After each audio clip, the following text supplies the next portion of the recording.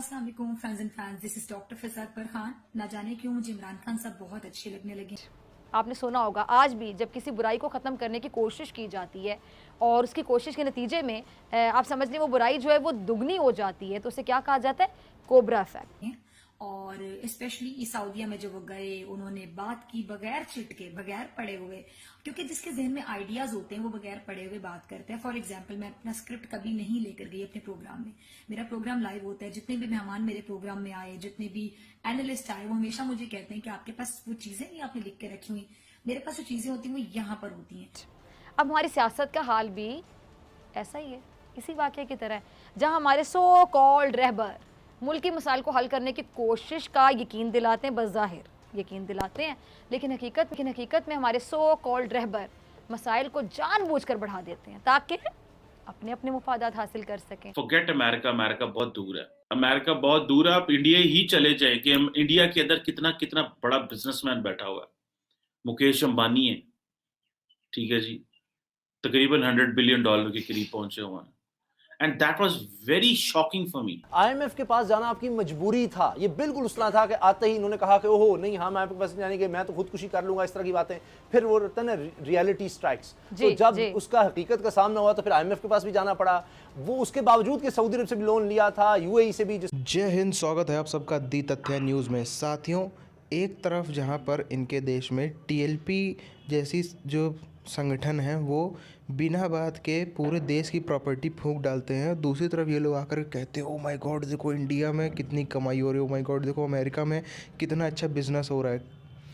खुद का ये लोग घर देखते नहीं कि कैसे नहीं घर में जो बिज़नेस, जो बच्चे कुछ छोटी छोटी दुकानें, बिलियनर्स को छोड़ो, छोटी छोटी दुकानें वो तो लोग फूके डाल रहे हैं अपने ही, वो भी, और जो लोग फूक रहे हैं उन्हीं के आगे सरकार को उनके आकर के पैर छूने पड़ रहे हैं, वो नहीं देखते। और फिजा खान को आप सबने देखा किस तरीके से ये चीज़ भी कबूल लिया है कि जो इमरान खान है उसकी सरकार जा सकती है अगर जो है वो ऐसे ही महंगाई का जो है वो चलता रहा, और महंगाई के लिए और बल्कि बढ़ाने ही वाले काम करते हैं। जैसी इनकी हरकतें इन्होंने कर रखी हैं, दुनिया भर से कनेक्शन काटते चले जा रहे हैं, तो महंगाई तो जाहिर सी बात है और बढ़नी। पूरी चीज़ क्या साथियों, उसकी तरफ आइए हम बढ़ते हैं। आप चैनल को सब्सक्राइब करके बेल आइकन दबा लें। और क्या कह रहे हैं जी कि हुकूमत ने जितने वादे किए उनमें से कोई वादा पूरा नहीं किया। रियासत मदीना के जो दावे थे वो करने वालों ने उलट काम किए। खौफ आता है कि आने वाली हुकूमत किस तरह तबाह हाल मईशत बहाल करेगी। हुकूमत इस बात को डिनाई नहीं कर सकती कि जी महंगाई नहीं है, महंगाई नामी चीज़ नहीं है जो हमको परेशान कर रही है, तो लिहाजा हुकूमत महंगाई को लेकर एटलीस्ट दबाव में ज़रूर है। और हुकूमत का दबाव में आना अमेरिका से फितरी है, बिल्कुल फितरी है, क्योंकि महंगाई को कंट्रोल करना हुकूमत। साथियों, बात करें अगर हम बिज़नेस इन्वायरमेंट की, तो पाकिस्तान में बिज़नेस इन्वायरमेंट क्यों नहीं है? पाकिस्तान में क्यों आखिर ये लोग, आप देखिए इनके देश में हर कुछ दिनों में आपको ऐसी कोई ना कोई चीज़ देखने को मिलेगी जो बिज़नेस के सख्त खिलाफ है। सबसे पहली बात तो है इनके जो पाकिस्तानी आर्मी है और पॉलिटिशियन है वो लूट मार करने वाले हैं।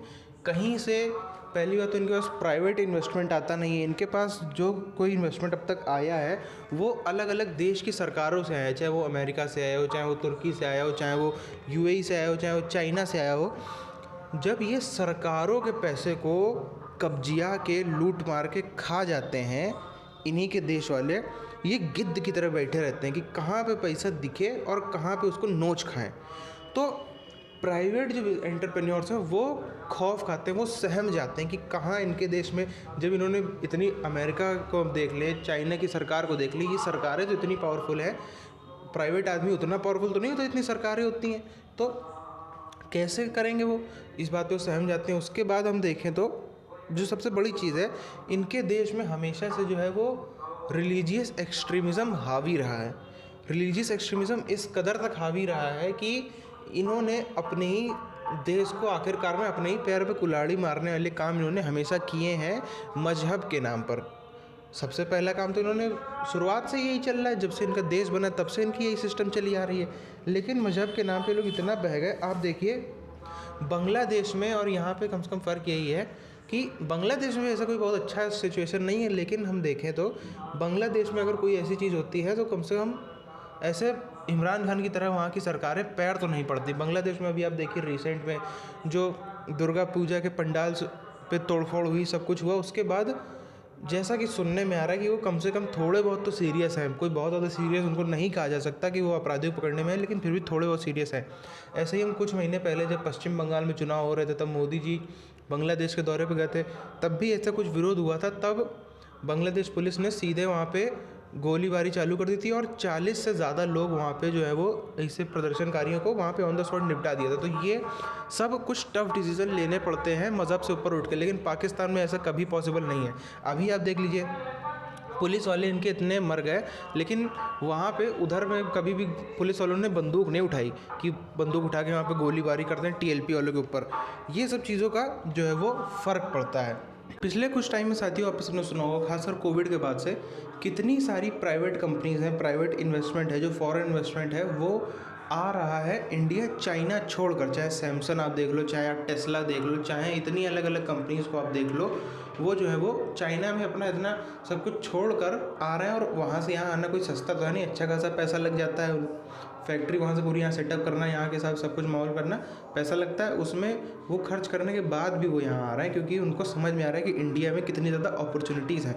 पिछले कुछ टाइम में जिस चीज़ों में इंडिया ने बहुत ज़्यादा इम्प्रूव किया है, सबसे पहले यहाँ का रोड नेटवर्क बहुत ज़बरदस्त हुआ है। डेडिकेटेड फ्रेट कॉरिडोर जो बन रहा है, ये सब जो है सबसे पहली मस्ट चीज़ है कि डिस्ट्रीब्यूशन नेटवर्क बहुत मजबूत होना चाहिए। रोड इंफ्रास्ट्रक्चर जो है वो मजबूत होना चाहिए, सबसे पहली मांग यही होती है। उसके बाद दूसरी मांग होती है कि इलेक्ट्रिसिटी, पानी, इन सब की प्रॉपर सप्लाई मिलनी चाहिए।